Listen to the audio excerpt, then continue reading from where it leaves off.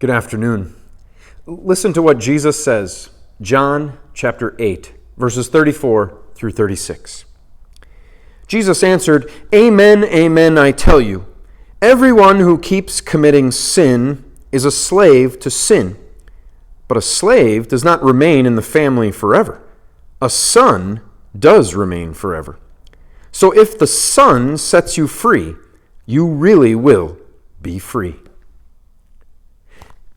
Jesus is using a fairly familiar picture that most people can understand. They can grasp that sons and slaves or servants are different from each other.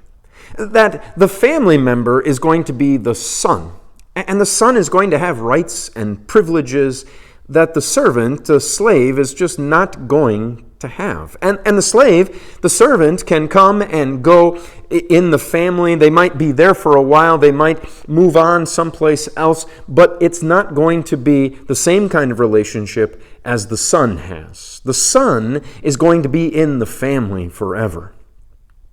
And that son is going to be free. That son is going to know freedom separate from the way anybody else that comes into the family temporarily is going to know freedom. And then Jesus uses this picture to apply it to sin.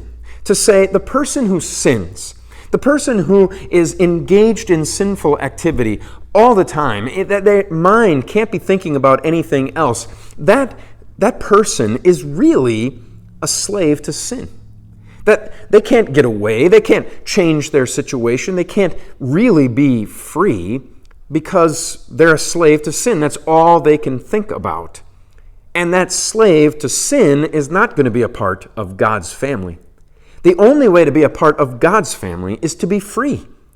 But if the slave to sin can't do anything about their freedom, can't do anything to get themselves free, it's going to have to come from somebody else, somewhere else.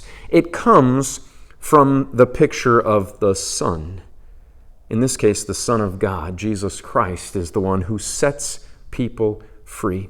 He did so by his sacrifice on the cross. He was perfect in every way so that he might free those who are slaves to sin, that he might make them free, declare them to be free, give them that true freedom that then Jesus says, if you're free, if you're that son, if you've been brought into the family by the Son of God, Jesus Christ, you are free indeed.